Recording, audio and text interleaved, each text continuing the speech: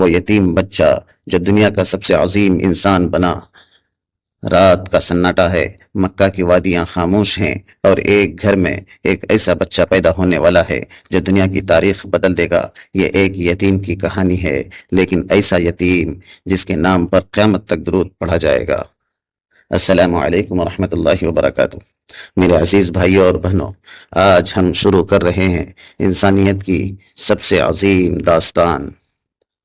یہ کسی بادشاہ کی کہانی نہیں، یہ کسی جنگجو کی کہانی نہیں، یہ ایک یتیم بچے کی کہانی ہے جو رحمت للعالمین بنا کر بھیجا گیا۔ مکہ کی رات، ہلکی ہلکی ہوا چل رہی ہے، قریش کا شہر، لیکن آج کچھ مختلف ہے۔ ایک گھر میں حضرت آمینہ درد ذہن میں ہیں، اور پھر وہ لمحہ آتا ہے 570 عیسوی، ایک نور دنیا میں آتا ہے۔ حضرت آمینہ کہتی ہیں، میں نے دیکھا کہ ایک نور نکلا جس سے شام کے محلات روشن ہو گئے۔ یہ خوشی مکمل نہ تھی، کیونکہ یہ بچہ دنیا میں آیا تو تھا، لیکن باپ پہلے ہی دنیا سے جا چکے تھے۔ یہ بچہ پیدائشی یتیم تھا۔ یا اللہ، یہ کیسا بچہ جس کی آمد سے پہلے ہی آزمائش شروع ہو چکی تھی۔ قرآن کہتا ہے، الم یجد کا یتیما فآوا، کیا اس نے آپ کو یتیم نہیں پایا پھر ٹھکانہ دیا۔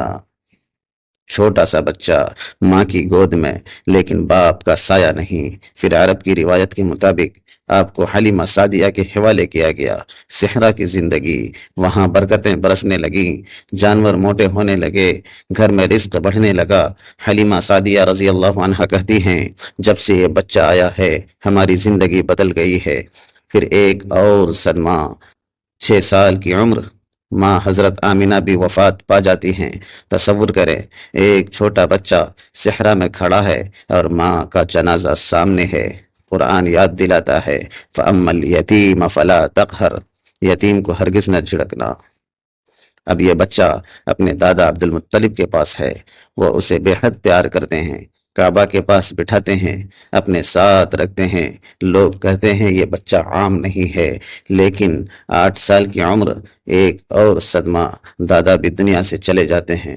تصور کریں، ایک بچہ جو پہلے باپ کو کھو چکا ہے، پھر ماں کو بھی کھو چکا ہے، اور اب دادا کا سایہ بھی سر سے اٹھ چکا، مگر اللہ فرماتا ہے، وَوَجَدَكَ ضَالًّا فَهَدَىٰ، اور اس نے آپ کو راستہ دکھایا۔ اب ذمہ داری آتی ہے ابو طالب پر۔ وہ خود غریب ہیں، لیکن محبت بے مثال۔ ابو طالب کہتے ہیں، یہ میرا بھتیجا نہیں، یہ میری جان ہے۔ آپ ان کے ساتھ رہتے ہیں، بکریاں چراتے ہیں۔ ہر نبی نے بکریاں چرائی۔ یہی تربیت تھی جو ایک یتیم کو رہنما بنا رہی تھی۔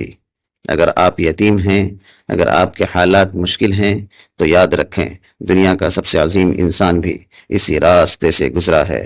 یہ تو ابھی آغاز ہے، آگے آپ دیکھیں گے کیسے یہ یتیم بچہ صادق اور امین بنے گا۔ مکہ کی گلیاں، لوگوں کی بھیڑ، کاروبار کی آوازیں، اور انہی گلیوں میں ایک نوجوان چل رہا ہے، چہرہ پرسکون، آنکھوں میں سچائی، کردار میں وقار۔ یہ ہیں محمد بن عبداللہ صلی اللہ علیہ وسلم۔ لوگ ایک دوسرے سے کہتے ہیں، اگر سچ جاننا ہو تو محمد سے پوچھو، اگر امانت رکھنی ہو تو محمد صلی اللہ علیہ وسلم کے پاس رکھو۔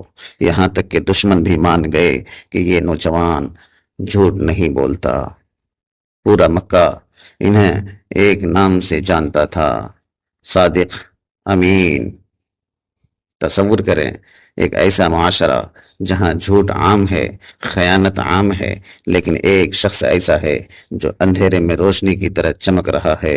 قرآن گواہی دیتا ہے، وَإِنَّكَ لَعَلَىٰ خُلُقٍ عَظِيمٍ، بے شک آپ عظیم اخلاق پر فائز ہیں۔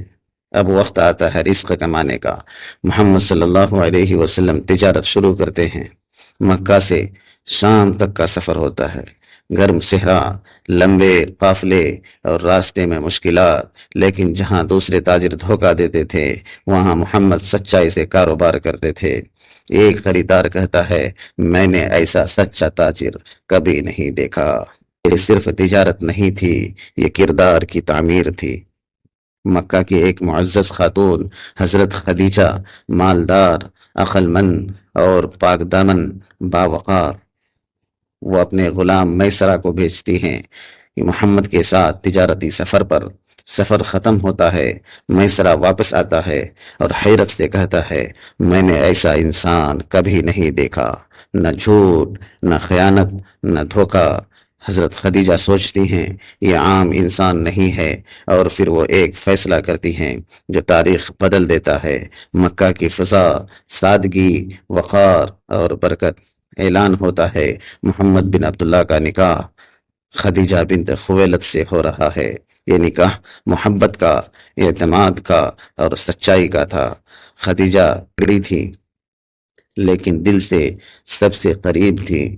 خدیجہ رضی اللہ عنہا کہتی ہیں، میں نے آپ میں سچائی دیکھی اور اسی لیے آپ کو چنا۔